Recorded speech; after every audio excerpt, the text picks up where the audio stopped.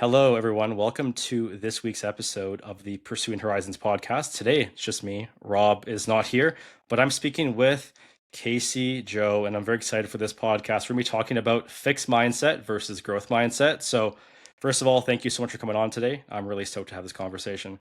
Yeah, and you said that you were alone. You're not alone. I'm here with you. Right.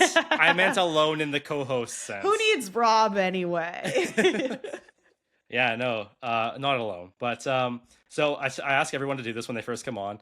A little bit of an intro, fill in origin story, if you will, or superhero origin story, whatever.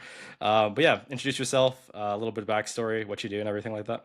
Yeah, perfect. Hello, everyone. My name is Kasey Jo, Dr. Kasey Jo, if you want to keep it formal. I do have a PhD in psychology, so that's sort of like my cred that I can give to you guys. I've also been in the health and fitness industry been coaching actively since 2016. So, wow, almost 10 years, which is insane. So I started with getting my PhD in essentially mindset. It's a PhD in psychology, but I was researching growth versus fixed mindsets. It was a perfect topic for us today, basically like my life's work. And Amazing. while I was getting my PhD and researching how our mindset plays a role in our health behaviors, I was also becoming a nutrition coach and helping people one-on-one. So it was a really fun and unique experience, especially coming from academia, that I could quite literally leave the lab and then go hang out with my one-on-one clients and be applying what I was learning from a research perspective into a one-on-one relationship simultaneously. So as I was doing that, I recognized there's a really big gap in the health and fitness coaching space where coaches are equipped so well with things like exercise and nutrition, but not very well, if at all, equipped when it comes to, well, how do I actually communicate with my clients? Or what happens when my clients aren't checking in with me, or they're self-sabotaging, or they have self-limiting beliefs? What do I do? A lot of times it just becomes, well, my hands are tied. They paid me for nutrition and exercise advice. And if they can't stick to the plan, that's on them. So I saw that gap and I knew it wasn't these coaches aren't just necessarily pushing off responsibility on purpose. It's because they don't know any better. So fast forward to today, my main bread and butter, my everything is the health mindset coaching certification. So I actually coach other coaches on how to leverage the science of mindset, behavior change, and psychology with their clients. So I'm literally taking what I know from the research, my own and others, put it into a course format so I can help coaches understand this stuff and better communicate with their clients and ultimately stop being so frustrated when they have clients who aren't doing the things that they know that there's so much potential for them to be doing, and actually have the tools to be able to support them. So yeah, that's me. So, to backtrack a little bit, when you were first kind of getting into coaching, you mentioned that you were going the psychology route first, and then you went to the training and nutrition side of things. Were you working out yourself first before then, and was that more your interest, or were you interested in like psychology first, and then is that the Yeah. natural kind of Yeah, process? good question. Actually, I don't really chicken or the egg, right? I was pursuing psychology as my undergraduate degree. I was, however, more interested at the time in undergrad in psychology as it pertains to criminology and forensic science Okay. and that sort of thing. I wanted to be a prison warden for a very long time, believe it or not. So that was kind of the direction I even went with my research in undergrad, like literally going into jails and prisons and studying children of incarcerated parents. And during that time, sort of like as I got into college, I was really starting to fall in love with health and fitness for myself and strength training and learning how you can like leverage nutrition, not just for body composition, but to feel better, and got very, very dedicated to all of that and like lived on the bodybuilding.com forums and was Same. posting. Yep, same. Everyone from that era, right? And was posting on Instagram, mostly, not even mostly, pretty much all about my health and fitness journey. And so that kind of came to for me personally. And I recognized how much it was up leveling my life in almost every area. And that how many people know they should exercise and eat healthy and they don't do it when Cool. there's so many of these benefits, right? Yeah. So, being a student of psychology, I started to kind of like think, could I put these two things together? So, for my PhD, I was really looking for a program that was related to health behavior change in some way. And I came across the Mindset Lab at NC State. And the work that my PhD advisor was doing was in mindset in all different areas: relationships, health, entrepreneurship, intelligence. And so I came in and said, I really want to focus on health and fitness behaviors. And she was like, done. You can kind of like spearhead that direction. So yeah, mindset kind of found me in this way. But it was a combination of my interest in both fitness and fitness behaviors and how to help people get to that point where it is a more consistent habit for themselves. And then also just human behavior and psychology. Cool. Yeah, I mean, I've been in the space now, I think working for like about 6 years. And I would say like the most common thing that I see too is the lack of soft skills. Mm-hmm. Like, I think even for myself too, like, again, we could coach the shit out of a squat or coach the shit of a deadlift, right? But not being able to talk about recurring patterns or self-sabotaging tendencies or whatever it may be, or even just being able to like have a conversation about emotions, seems like it was a challenging thought process and challenging thing to do in general. So I think it's very cool with what you're doing, but also I think it's very necessary too, because I don't think school really puts a ton of emphasis on it. Mm-hmm, mm-hmm. Yeah, I like to say that's sort of like the art of coaching, right? Yeah, no, for sure. To jump in, let's talk about self-sabotaging. Okay, let's do it. Yeah. I think that's probably like a very common thing for a lot of people, especially for like myself and the clientele that I work with too, is a lot of self-sabotaging behaviors or tendencies. So if you could like narrow down a couple things for self-sabotage, let's talk about it. Yeah. So self-sabotage, the first way I love for people to think about it, because so often it's like there's something wrong with me. Why can't I stick with this? This is something that I desire. It's something that I want, and I keep getting in my own way. And that's a really frustrating process when you know that you're the reason why you're not getting what you want. And people get really stuck just like in that loop. Then it becomes, okay, well, I messed up this weekend. Let me get back on track this week. That week goes okay. Have another weekend that doesn't go well. You have a couple weeks off and then you can't get back on. And people just get very stuck in that cycle. And something that I teach my students in the certification, and just really anyone that I'm talking to about any of this related to psychology stuff, is that you need to become more aware of why it's happening in the first place. Like, you can't change what you don't know needs changing. So we need to better understand, like, what are the underlying mechanisms that are at play here? And sometimes, it could be more of a surface level thing. Like, I just need to better understand. I need more education on nutrition and exercise, because right now I'm self-sabotaging because I feel like I don't really know what I'm supposed to be doing. So I'm not very motivated to do it because I don't know if it's working for me. Sometimes that is a part of it. And other times, like, flip side of the spectrum here, there's something else deeper going on.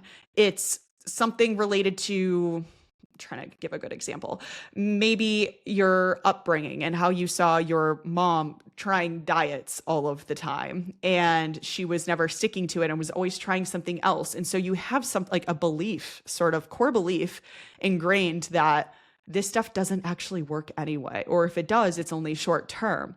So if that's a belief that you have, you don't realize that it's a fixed mindset belief.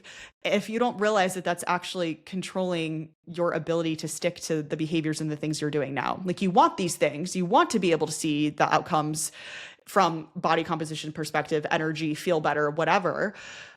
But at the same time, why would you try so hard? And it would be a lot easier to give in and not give effort and like exert self-control in situations if you don't really think it's going to work for you long term anyway. So it's kind of getting to the core of what some of those beliefs are.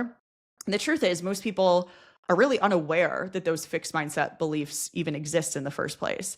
And once you become aware and you can kind of uncover some of that stuff, now you have like the juicy stuff to work with. Doesn't necessarily mean it's going to be easier, but it will make your long-term outcomes more available to you. What would you say are like the first steps of trying to unpack that and create some more awareness around it? Pay attention. This sounds so simple, but we operate on autopilot for so much of our days, so much of our lives. And NPCs. Yes, exactly.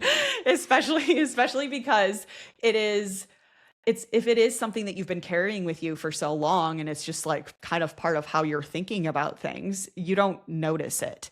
So how do we start to notice the unnoticed is really like the question.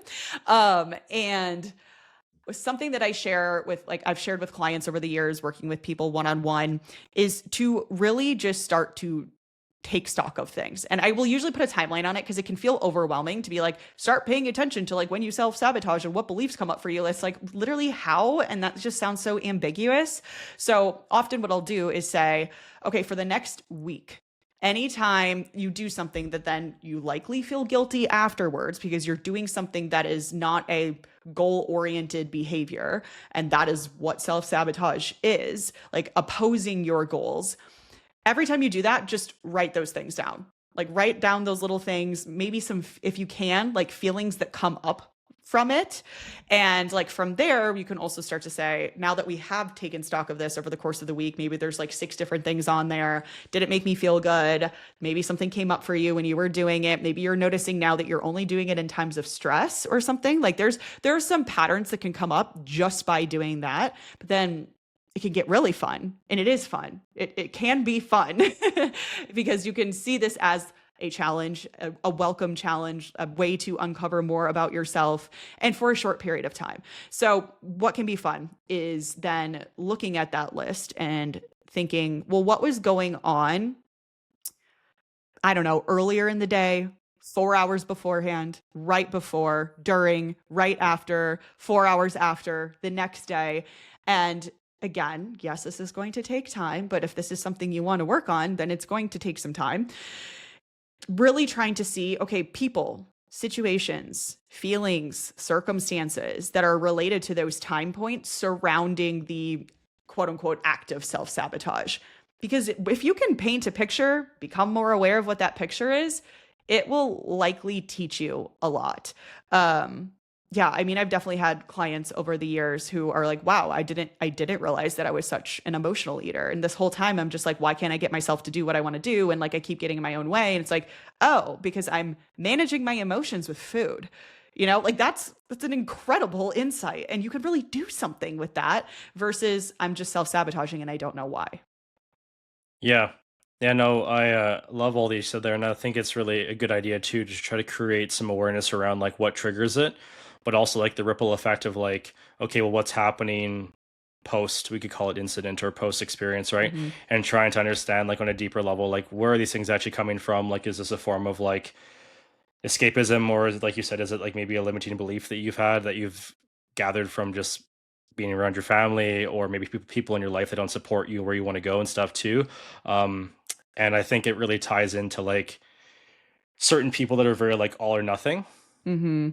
and I see that a lot too, and I'm sure you've probably seen that a lot with your coaching as well, as people will like start think that they have to change the entirety of their existence and their being in like the first week. And Mm-hmm. then when things don't go as planned, then all of a sudden they want to just stop entirely, right? And it's such an interesting process. That's why like for me even like I've loved learning about it more, because we obviously like get coached really well in school on how to be a good coach and everything, and even the nutrition end of things too. But the mindset portion or the behaviors are something that aren't talked about enough, but I think can be like the kryptonite, or it could be the one thing that really helps accelerate somebody's progress too. Mm-hmm. Yeah, absolutely. I often like to coin all or nothing thinking as sort of the queen of self-sabotage. That's Yeah. that's often a really big part of it for people. And they're self-sabotaging just because, yeah, it has to be done this exact way. And if it's not, then I'm not going to do it at all. And that is exactly what all or nothing thinking is. In the research, they call it dichotomous thinking. So it's like seeing it one way or the other, very like binary. So yeah, there's a lot of things you can do to kind of work through some of that. Would it be cool if I share Yeah, some of of that? course, of course. Yeah. Yeah. Something I like specific, like tangible exercises, especially if I'm like speaking to an audience right now and you're like, okay, yeah, I do that, but like, what the heck am I supposed to do about it? And like, okay, I have this awareness exercise, but so with all or nothing thinking, one thing I've done with clients, this is something I teach my students too, is to look at what it is you are all or nothing thinking about. With in the health and fitness space, we often talk about people claiming that some foods are good, some foods are bad. So it's like if you have anything on the quote unquote bad list, then you're kind of like, you're done for the day. You might as well just keep eating bad foods. So instead, and this could go for anything. So whoever's listening, I would really have you consider places in your life where you are noticing that there's like an all or nothing approach. It could also be in work. It could be in relationships and what you expect from your partner. It could be a lot of things. So kind of, and you could write this down. You could also just do it in your head. Think about a continuum. So if we have like if you're doing like a Likert scale or something like that, like a 0 through 5 or 0 through 10, and then you have every mark along the line for each number. If we were to look at that from a 1 to a 10, and we're going to say 10 is the good foods, 1 is the bad foods. Can you tell me what foods then would fall from 4 to 7? And people who really struggle with an all or nothing way of thinking will have a hard time with that. They will have a hard time trying to figure out, well, what is the gray area? Like what foods could be considered both good and bad? And what this all is kind of boiling down to is working on creating more psychological flexibility. So all or nothing thinking is very much the flip side of that. It's cognitive rigidity. So if we can learn to just be more flexible with our thinking and how we see things, then all or nothing ways of thinking start to make a lot less sense. So same thing if we're talking about good foods and bad foods, and you ask your clients, what would you consider a bad food? Okay, well, a cupcake. Cupcake is not good for you. It's not nutrient dense. It's Delicious though. delicious, but very highly palatable, calorically dense, all of the things. Okay, so that's our bad food example. So are cupcakes still bad if it happens to be your favorite food and your boss surprises you on your birthday with your favorite kind from your favorite shop? Is it still bad then? And it's like, well, no, then it's different because it's a certain situation and it's just one cupcake on my birthday and all of these things. It's like, okay, so then clearly it's not just bad. There's more nuance to the cupcake. So Yeah, I mean, if you're meal prepping your entire week with a thing of cupcakes from the grocery store, that's a little bit different. But if right, you're having it on a exactly. special occasion, then yeah. Exactly. Or if it's like, okay, cupcakes are your absolute favorite food. And every week, Friday comes around, you walk past a cupcake shop on your way home from work, and then you have one. Like, is it still bad then? So that is like little exercises like that, and like thinking about where you have an all or nothing thinking approach to something and then trying to introduce more nuance to it can just help you in general to start thinking about things more nuanced. So with the introduction and the implementation of that scale, you found that there's been less like rigidity within it, and people have been able to be more receptive to the idea of there being nuance and there being like really no good or bad foods just based Hmm. off of what they see online. Yeah, it can be a really powerful exercise, again, kind of like in any context. And what I would do with clients then too is also like follow up with it, or later on, if I kind of like notice that that's coming up again, whether it's for that specific reason or something else, I will kind of bring them back to like, okay, remember the cupcake example or something like that. Now, can you tell me how in this situation there may also be like a middle ground, a gray area that maybe you're overlooking? So just like kind of setting them up that way. That's in general to how I prefer to coach, how I coach my coaches to coach, Yeah. is to try to get to the point where it's like these are exercises not just to be used in the moment, but for you to kind of continue to think about long term. So like let's come back to it, and I want you to kind of tell me more about how this could fit here. So yeah, for sure. And there's a lot of different, I mean, just in general, like if you wanted to take something away tomorrow, spend some time thinking about in conversations that you're having with people, emails that you're writing, conversations with your kids, where is there a middle ground? Is there nuance to this conversation? And just like kind of like challenge your own way of thinking to see, like look outside the box of like your usual path. And yeah, that is psychological flexibility, is being able to think that way. So yeah. So let's jump straight into, we've kind of talked about like not directly, but a fixed mindset, right? And the many layers to having a fixed mindset. So let's talk about the importance of having a growth mindset and how it directly correlates to maybe health and fitness endeavors, relationships, just even your own personal growth itself too. So let's talk about like the nuance with it and why it's so important and why more people should strive for it. Yeah. So when we're talking about growth versus fixed mindset, and I know these terms have gotten very popular over like the last 5 to 6 years or so. Like when I started my PhD, nobody was talking about mindset on Instagram. That was not a thing. And now it is all over the place, which is great for me. But then also we end up with a lot of people who like don't actually know that there's a science to mindset. I mean, I didn't know until I came across the mindset lab at NC State. So mindset, how I speak to it, is really the lens that you take to see the world through. It's how you assign meaning to things, it's how you make sense of things. Making things meaningful to you is through that lens. And then we can break it down to growth versus fixed mindset. And these terms were coined by Dr. Carol Dweck. I don't know if you're familiar with her, but she's a great book. It's called Mindset. It's a bestseller. Cool. It's one of those books where you get to learn a lot about the research, but it's not a textbook. It's very fun to read.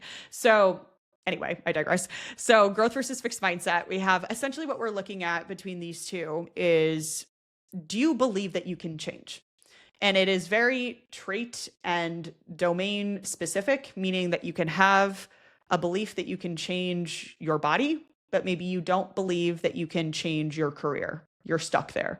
So that's something that I see as sort of like a misconception. And I feel like growth mindset is often like, just have a growth mindset about everything. And yeah, you can work towards that, but it's also important to recognize there are areas in your life where you probably already do have a growth mindset. And there are areas that you should really be focusing on that is not so strong in that department. So belief in your ability to change, to develop, to improve. And again, it can be in any different area. And what we know is that when someone has more of a growth mindset about something that they're working towards, so again, if we talk about health and fitness, if we're talking about weight loss or just generally trying to feel better, if we're talking about business, it's like, do you believe in your ability to scale your business? Do you really see yourself as a business owner? If you have a growth mindset in those things, you are more likely to be successful. That is the truth. So how do you get more of a growth mindset? How does this happen? Like, what does this look like? Again, biggest thing to do is to start to become more aware of where your fixed mindset is and be on the lookout for it. When I talk about kind of the differences between growth and fixed mindset and like what you can kind of look for, a few big ones are feedback, setbacks, and success.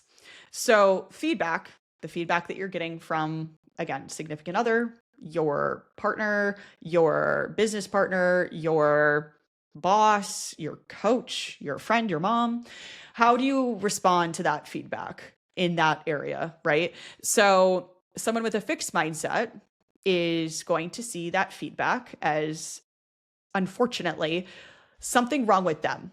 Because when we have a fixed mindset, it's something that we think we can't change. It's something that's part of us. That's why it's unchangeable. So if someone's giving you feedback on that thing, and really they're trying to help you, or they're trying to help you get better, but you don't really believe that you can, then the best thing you can do is double down or justify or explain why you did it the way that you did it and why your way is the right way, because you don't actually believe that you can improve upon it.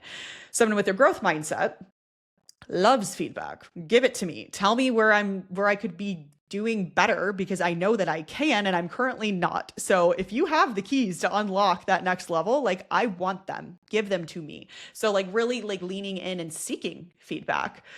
And then when we're talking about setbacks, someone with a fixed mindset is more likely to see setbacks as essentially just evidence that they were right.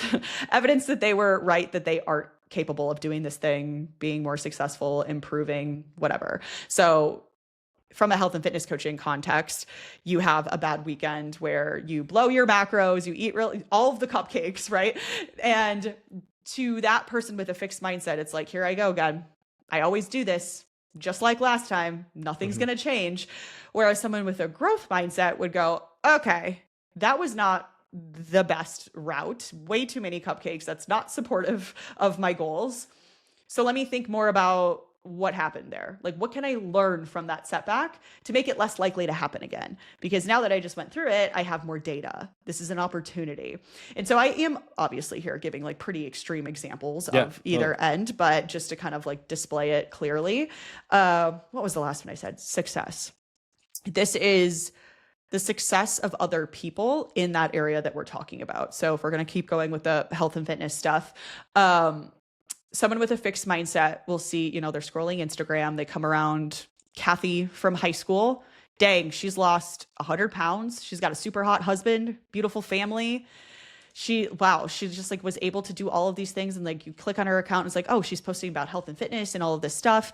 Someone with a fixed mindset will come across that and go, she must have something that I don't have.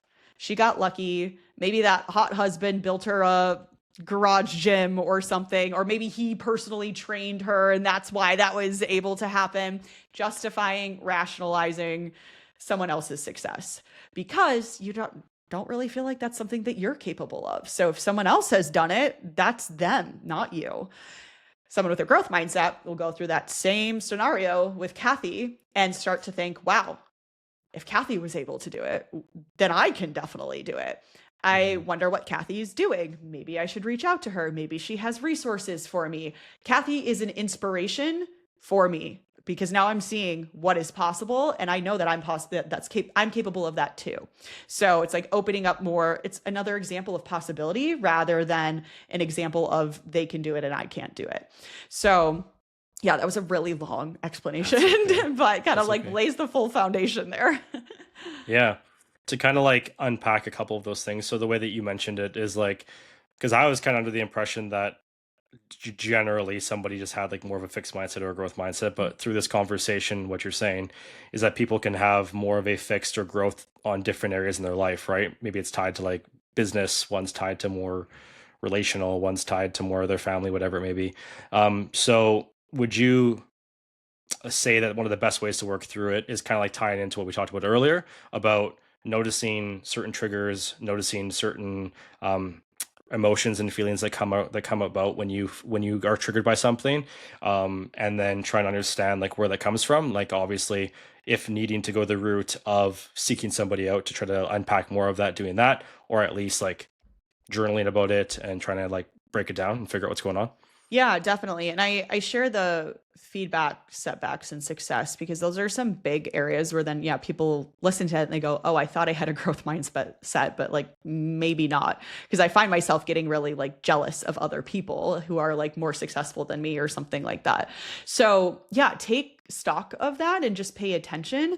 Another way to pay attention is like what words you're using, whether it's with yourself or as you're describing yourself to other people. The classic, oh, I've just never been that type of person, or it's never really worked for me before, or yeah, I'm open to other ideas, but it just doesn't really seem like this is something that like I'm able to do.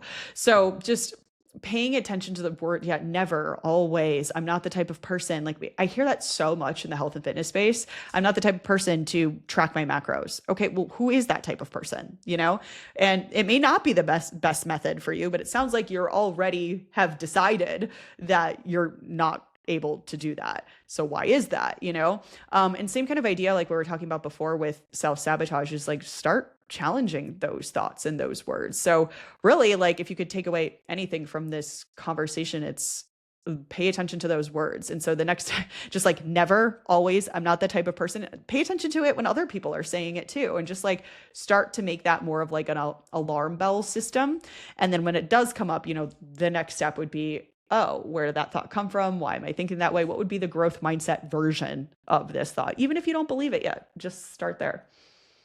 So, kind of along the conversation of the beliefs, do you have like a good exercise or a couple of them that you would do with clients to try to reframe these limiting beliefs? Because like obviously these things could come up and they could be very like recurring, for example.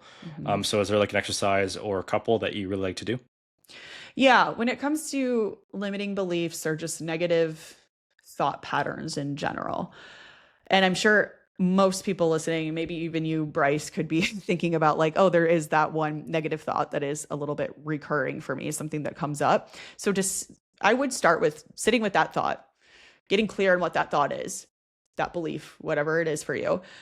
And then the process I like to go through here is actually based in cognitive behavioral therapy. And the first thing you can do is validate yourself a little bit and think about what evidence you have to support that thought or belief, because there is some evidence. Otherwise, you wouldn't be thinking it. It wouldn't be coming up for you. I was actually talking to a friend earlier today, and she is divorced and is recently just got engaged. And she texted me and said, I'm recognizing why I'm not excited to plan this wedding. And it's because all my past experiences of getting married did not end very well. And like my world came crashing down and all of this stuff. And I said exactly that. Like it makes a lot of sense because that's the only evidence that you have to work off of, right? So validate that your thoughts are there for a reason and spend some time figuring out why they're there. Like what evidence do you actually have to support that you're not the type of person to do this or you're not capable of doing that? And then from there, once you have that list, you can think about the evidence against that thought. So what evidence does not support that belief or thought? And in the case of like, I'm not the type of person to track macros or like, I don't believe in myself for whatever reason, it could be something along the lines of, okay, I have this evidence that makes it make sense for why I'm thinking this way. However, that was 10 years ago. Or I haven't tried this new method that I'm now trying, or I haven't had the support of a coach before I was trying to do it by myself. So I can't really compare the last situation to this situation, even though I do have evidence that supports the thought. So now it's like, okay, you're trying something new, you're doing something different, you're in a different season of life, you're a different person in some capacity. So what next step, number 3, combining the evidence for and evidence against, what's the most realistic depiction of that thought? And then it might be, I feel this way because of my past experiences, and that's okay, but there is no reason I can't do this now. And that is maybe I'm just, again, giving examples here, but that's the reality, right? So what we're really trying to do is untangle past experiences and beliefs and feelings and all of that, and figure out what's actually real. And that can feel really grounding and really good. And then you can also, of course, like reflect on like, okay, now that I have this accurate, real depiction, what does that mean for my next steps? How does that make me feel going forward? How am I going to keep this in mind? So yeah, pretty simple exercise, really. Evidence for, evidence against, what's the reality of the situation and what's next. And you find that just breaking it down like that, where you have like evidence laid out, but evidence also going against it, and then trying to get more clarity as to why somebody might be feeling that way. And I guess probably through that too, like understanding the emotions and the feelings and trying to process them and like actually go through them more, that helps aid with the whole process. Yes, exactly. You got it. Interesting. Okay. So I have one more question for you. For someone who is maybe, let me think here. I'm trying to word this in a good way. For someone who is constantly starting, going to the gym, stopping, starting, stopping. I'm sure we all know someone like that or people like that. What would be some advice that you'd give to them to try to get into fitness, make it sustainable for them, and actually be able to make it a big part of their life? Mm-hmm. It's actually, this is very timely. I have a small group mentorship container called the Growth Collective, and a couple of my clients in there just developed a freebie mini series called Stop Starting Over. And we've been talking about this a lot. They went through my certification, so they have kind of like a lot of the tools, and just more so using my business acumen to help them turn this into like a reasonable resource for people who are new to these concepts. And one thing we were talking about a lot is motivation. And I think people get motivation wrong a lot of the time. And how they think motivation is like, it's this feeling that I have to have all of the time. And like, we know this, like, you're not going to be motivated every day. And then it's like, we bring in this whole like conversation about discipline, but is it really that?